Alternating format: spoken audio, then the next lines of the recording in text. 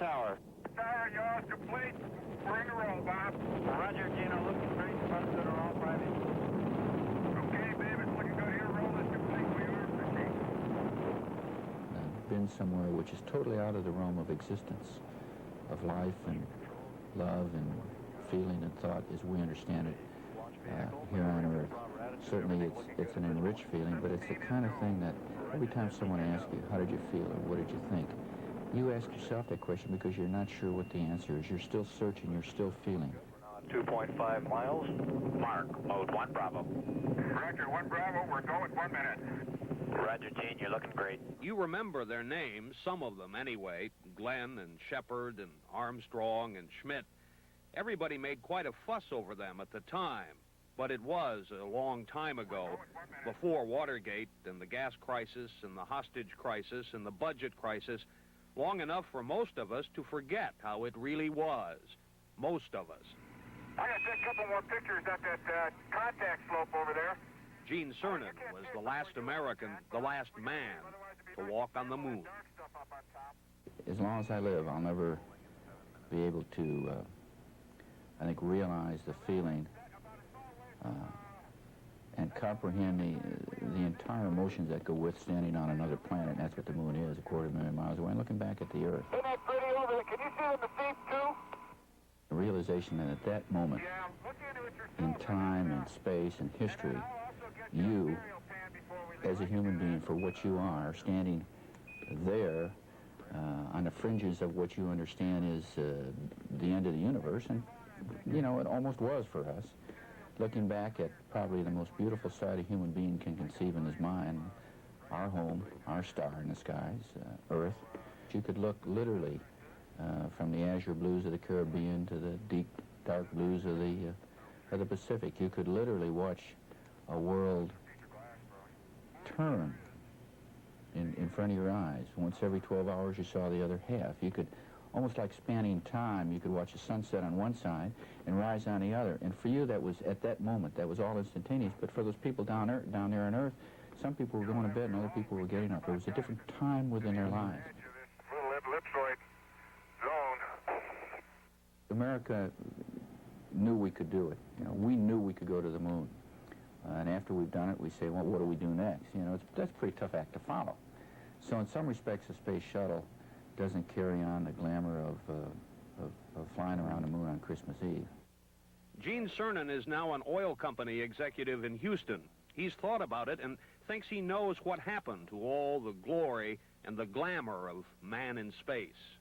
If when Viking landed on Mars and it sort of panned the landscape, we'd seen a little green man with long ears looking back at us, I think that in itself would have been motivation enough to gear up a program, a manned program, to explore and to land on Mars.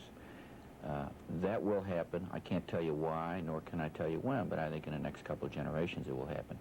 For the moment, I believe the American people are looking more practically at the future.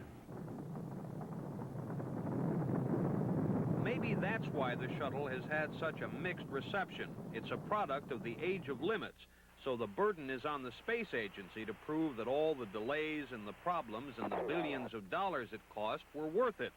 The shuttle can't fly high enough to do a lot of the jobs it was supposed to do, and the government has had trouble finding work for it. Much of the business it will have will be military business. The Russians have been sending cosmonauts into orbit right along. They've a couple of them orbiting in a space station of sorts right now. The Pentagon has already booked a number of classified trips on the shuttle and would like to use it to build a command post in orbit to make sure America holds the high ground. Apollo's mission to the moon was peaceful, and so the notion of using the shuttle to prepare for some future Star War bothers some people. What's more, the shuttle drained off most of the money there was for deep space probes, so there'll be hardly any more American flybys of our neighbors in the solar system for a few years, and that bothers some people. The use of Space Shuttle as our primary launch system eliminates the need for many different U.S. space launch vehicles and their various facilities. now in current use. Still, there is something irresistible about the Columbia. You could see that on the faces of people, mostly young people, at the Air and Space Museum in Washington this week. Man in space. Everything that Gene Cernan saw and felt and all the rest of us imagined, what the shuttle has going for it, is history. The international uses of our satellites like Landsat. Whatever its faults, the shuttle is part of an American tradition, at least as old as Wilbur Wright, who said of flying machines, if you are looking for perfect safety, you would do well to sit on the fence and watch the birds. The making of flying machines is a frustrating, risky business. The space effort has been a real effort, but in return it has gilded our memory, fired our imagination, provided us some heroes, and put an American flag on the moon. A whole new generation of Americans has now grown up, never knowing a time when there wasn't an American in space or trying to get there. Space children who will certainly not do well to sit on the fence and watch the birds. The younger people in the astronaut program today come from a time when people had always flown in space. They did not grow up knowing that people didn't at one time. And so it's a very normal, everyday thing to the younger people trained to be astronauts today, younger people that are astronauts today. It's not so unusual. Those of us in the older group, it's still a little surrealistic. Joe Allen grew up with the new generation of astronauts. He is the ground communicator on this mission and may be flying the shuttle someday. There is a difference between yesterday's astronauts and tomorrow's. For one thing, just the word. So I think astronauts may be a word that refers to that breed that went up in funny-looking suits, not the leather helmet and scarf, but funny-looking suits in things that were called capsules. You know, the space shuttle doesn't look a thing like a space capsule. It looks like an airplane. It looks right down the old glide slope heading for the end of the runway, Bo. A cargo plane, in fact. Apollo was a starship. The shuttle is a truck. Gene Cernan was right. That's not so glamorous, but nonetheless inevitable. Well, they used to say that shuttle was the DC-3 of the space program. I think that the shuttle probably is closer to a 747 if you're trying to make historical analogies. Roll your direct. Ed Easel is the space agency's historian. I really suspect that they won't know who the next generation of astronauts are. They'll just be like airline pilots. For them, it'll be, you know, the ultimate adventure and a great, you know, experience to be doing work in space. But it'll become just another one of those occupations which other people do, and you don't have any perception of what it's like or who they are. That's a little sad, don't you think? It is, but, you know, we know who the explorers of the first generation were, the Columbuses and others, the Drakes. We don't know who, for the most part, the clipper captains were of the 1850s. Yet they are the ones that turned sailing into a truly commercial enterprise. The shuttle looked lonely out there on the launch pad last week. Perhaps its critics are right. Columbia is an orphan. More likely, though, it's the beginning of something. I would say the shuttle will last us to the end of the century. And around that time, the scenario in 2001, the movie, will be reality. Routine flights to a large orbiting station, somewhat less routine flights to the moon and back. Dr. Robert Jastrow, the author and astronomer. It's a part of the strength and the weakness of American society that we allow ourselves the privilege of getting bored, but we always get back on the track when our national interest becomes clear. And in this case, you could no more do without an infrastructure of a space transport system for commerce than you could do without a telephone system. It will be nice if the shuttle pilots do finally open a highway through the heavens and turn a tidy profit from outer space. But it won't be half so precious as that first treasure returned a long time ago by those astronauts in the funny-looking suits. Life goes on. Got it? I'm a hero in this country. I guess I've got to accept that. But, and my name's in a history book, and people say, you know, gee, do you realize you really went to the moon? And yet everybody's got their own business. Everybody's got to drive down that freeway and go to work, and everybody has to feed the kids. And that's our American way of life. I can't go around with a sign around my neck saying, I'm Gene Cernan, I went to the moon. This is where we are today. It's not what you did or who you are or what you did yesterday. It's what you are and where you're going today and where you're going to be tomorrow that counts. And that's the history of our country. Well, I thought there was a little space up there, but maybe I just didn't feel it. Not very much. I don't think there's much. Don't eliminate the fact that America still has a dream. It's an ever-recurring dream. It's an evolutionary dream.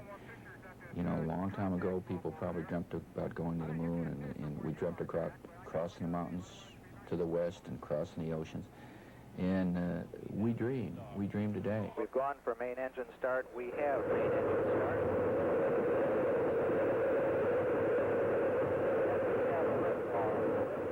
America's first space shuttle. And the shuttle has cleared the tower.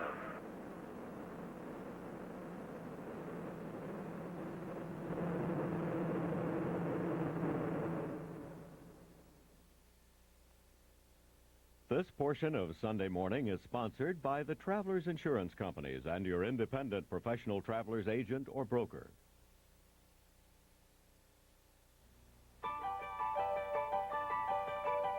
Before there was a Pan Am or a TWA, before Lindbergh crossed the Atlantic, the Travelers was issuing the first aircraft liability policy. 60 years before the Occupational Safety and Health Act, there was a Travelers Engineering Department to help prevent costly accidents. Before group insurance became an issue in collective bargaining, the Travelers was offering it. Before workers' compensation became law in every state, the Travelers was pioneering it. Before casualty property insurance became so sophisticated, the Travelers got a head start with the first agent school. Whether your insurance needs are personal or business, call an independent Travelers agent. Considering where we've been, where we're going, why call anyone else?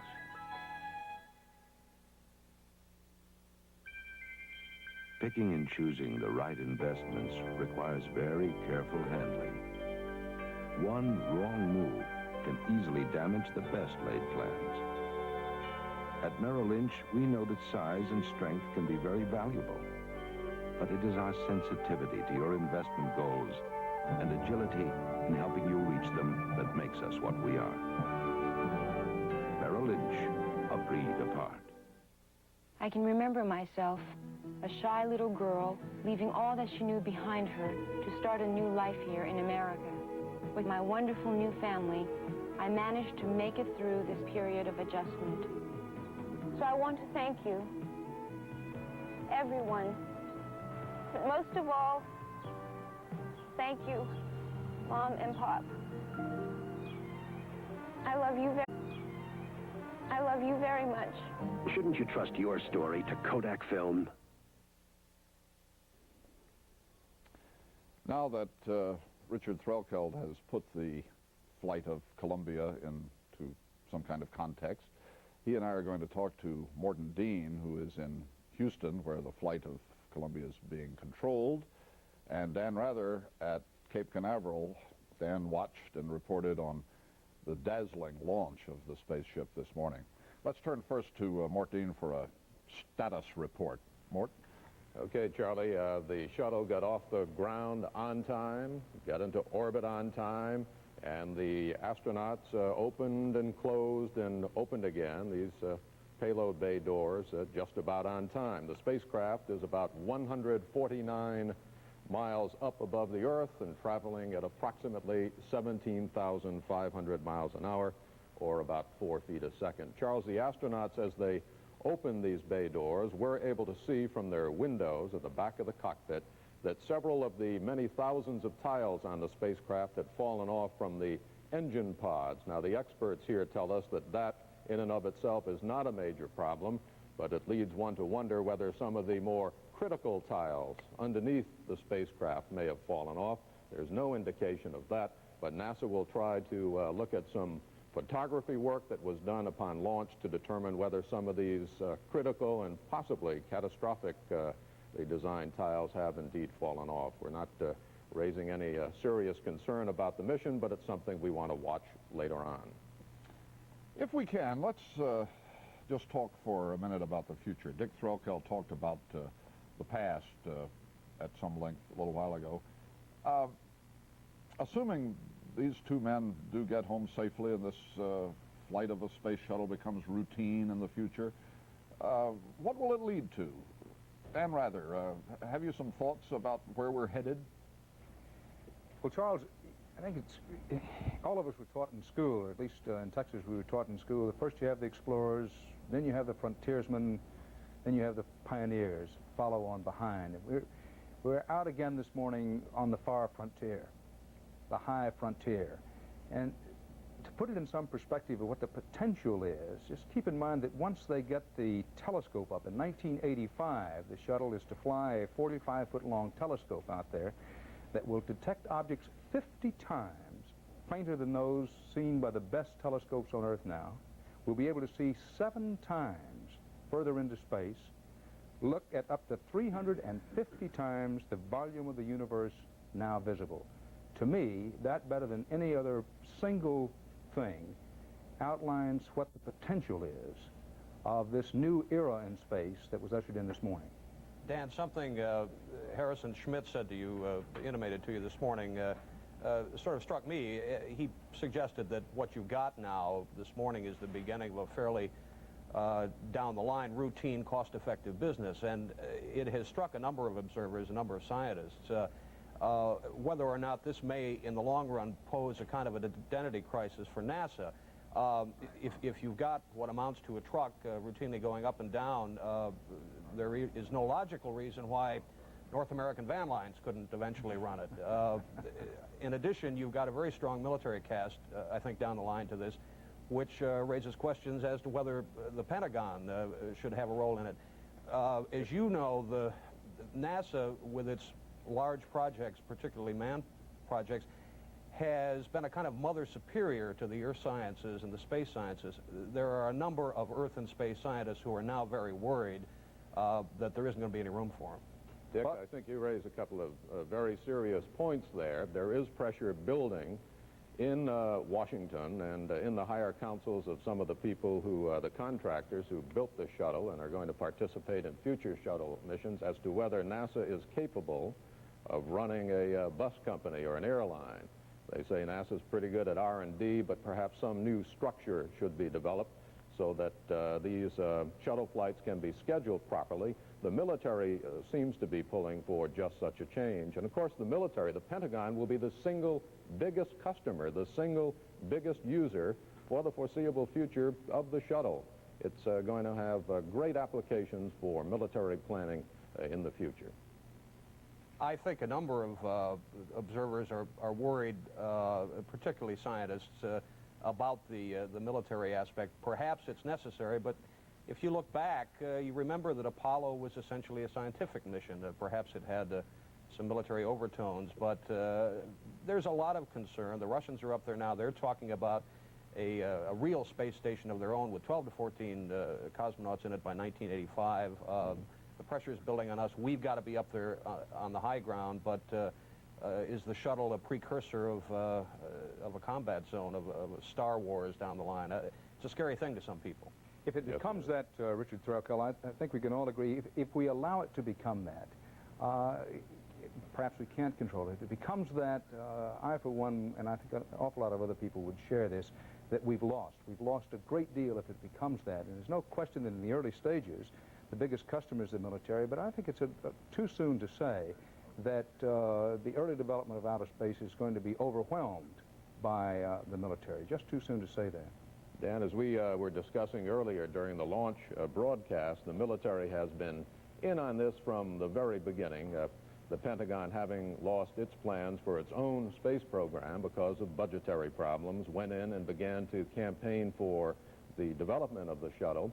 And a number of people who were in Washington at the time will tell you that without the military, perhaps there would be no shuttle. So it is something to watch. There's, I think, in the future, the distinct possibility there will be two distinctly different shuttle programs, a Pentagon shuttle program and a NASA shuttle program. Before we leave, Dan, I just want to ask you how it felt to be there. I thought I felt the vibrations clear up here in New York. Charles, it felt absolutely wonderful. I am not a veteran of space launches. Saw several back in the 1960s, including the moon launch in 1969. It's been a long time since I've seen one. It's been a long time since I've felt one. There is something magical about being here, no matter how hard you just try to discipline yourself and say to yourself, I'm a reporter, I'm going to bring my skepticism with me, may even have a little cynicism in my back pocket. No way, once they get into that countdown, particularly inside 10, and it's 9, 8, 7, and it goes, there's something magical about it. The ground did shake. It shook a great deal here, as it does with the larger rockets going off. I suppose not to be too ponderous or pompous about it, but it's a kind of existential experience. Yeah, well, we've used the word historic to describe this morning, earth-shaking, too. Thank you all.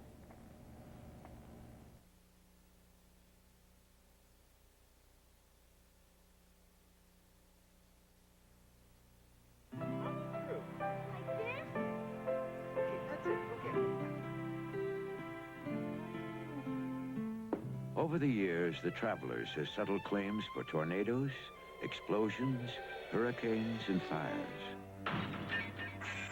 Sure, there are larger claims we've settled, but to the Travelers and the people whose picture window was just broken, none more important.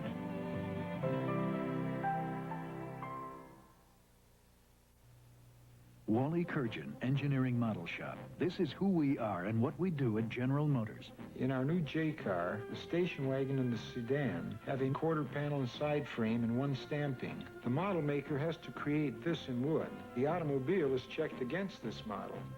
The customer will notice that the doors fit better, there's less wind noise, and less rattles. General Motors. People building transportation to serve people. It's the sun, bright, glowing with warmth and comfort. It's the shining symbol to look for in the heart of the city, on highways and sunny resorts all across the U.S., Canada, and Mexico. Get comfortable under the sunburst sign with our Quality Inn's kind of comfort. That's our sign, let it shine. Stay where quality comfort shines. Quality Inn's the most comfortable place under the sun. Every day, millions of people go to work, never stopping to think about the precautions taken to make sure their jobs are safe. For that, the Travelers would like to take some credit as the first insurance company to establish a Department of Safety Engineering. Call an independent Travelers agent. The Travelers has saved employers millions of dollars in premiums, and their employees something far more precious than money.